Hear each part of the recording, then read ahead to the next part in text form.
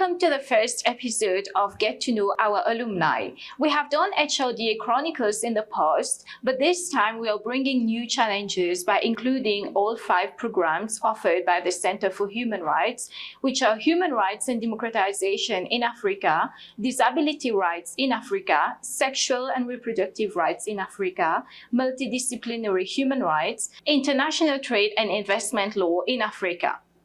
The main purpose of Get to Know Our Alumni is to provide a platform to our alumni so that they can share their stories with us, inspire alumni, current students in Africa and beyond, but also to be able to raise concerns and issues considered too taboo in society.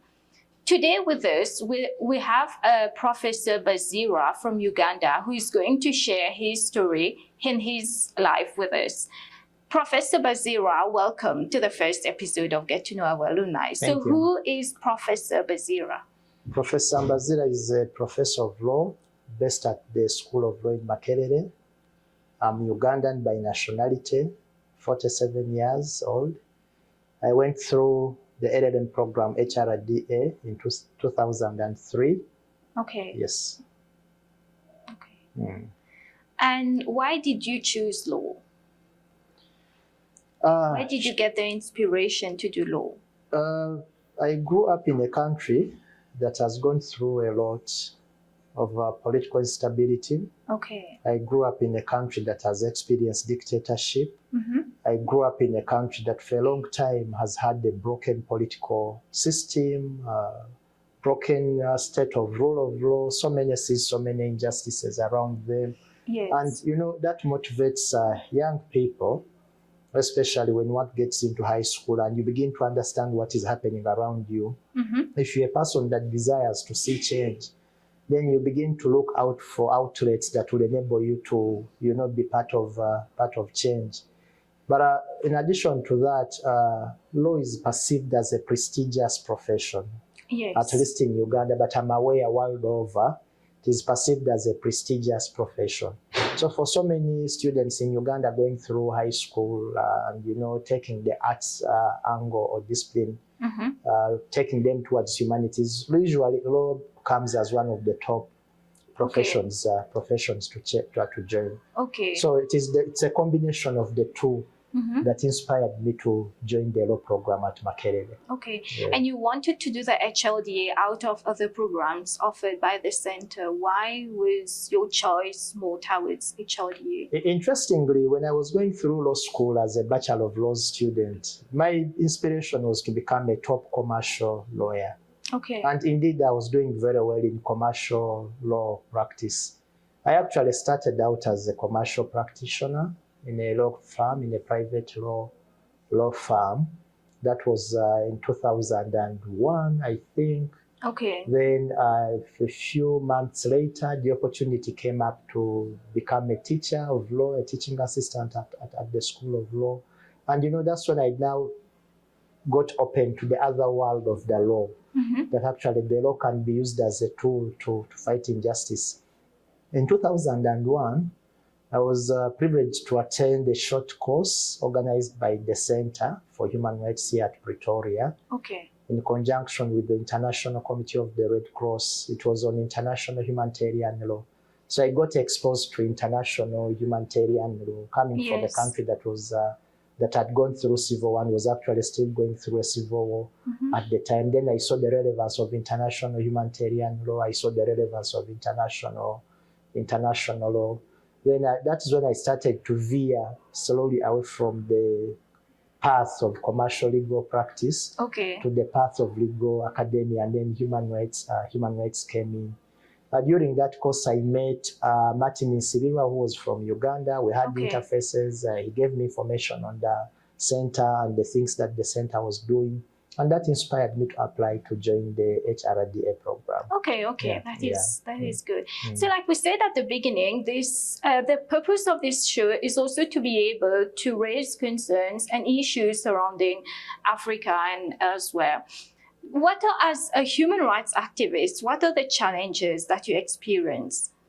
There are quite a number of challenges that human rights activists, lawyers, and advocates face in the context of the context of Africa, Okay. because of the rule of law challenges, but also because of the political culture Yes. that perceives human rights and sometimes the law generally as an unnecessary curtailment of political activities.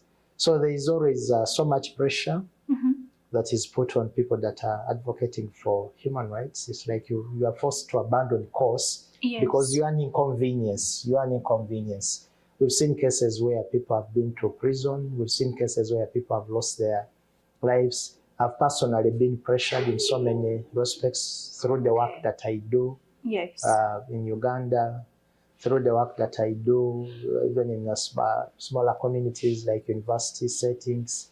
So, one faces so many challenges, and every time, you have to keep asserting yourself and saying there are international standards, there are constitutional standards, there is a Bill of Rights that has to be adhered to. So, it's a process of struggle. It's a process of struggle. Yeah. And what do you enjoy most? What I enjoy most is working with CSO groups. I do a lot of work with CSO in groups. Uganda. Yeah, one of the things that I've been doing since graduating with my PhD from the University of the Western Cape is to promote litigation of economic, social, and cultural rights. Yeah, so I've been doing quite a lot, working with groups to build their capacity to advocate for economic, social, and cultural rights. I've worked with judicial institutions. I've worked with groups of lawyers to build their capacity to be able to pursue public interest litigation, and I enjoyed that quite a lot. I also enjoy teaching because I teach as well. I also enjoy teaching, and it gives me a lot of pleasure when years later I meet my students and they say, I got into human rights because of you. Actually, quite a number of them years later come to me and say, you inspired me. I got into human rights work because of you. Quite a good number. And this is such a motivation. Yes, quite a good number have been inspired to join the HRDA program. I think every single year since around 2008, 2009, every single year I've had the student have inspired to join the HRDA program. Yeah. Yeah. Wow. Yeah. And what are your future plans? I intend to stay my course in academia. I intend to stay my course as a human rights practitioner. I intend to stay my course as a person who is promoting judicial enforcement of human rights on the continent. Yes. Yeah. And is there any words of encouragement that you would like to give to people watching us today? Yeah, sure. And this makes me reflect on the first lecture that I had when I joined as a student in 2001. The first lecture that we had was given by the director of the center then, Professor Christoph Haynes. May his soul rest in peace. His lecture was entitled The Struggle Approach to Human Rights. He set out to demonstrate to us that human rights are never given on a silver platter, but they come through struggles and sacrifices. There's always a pushback.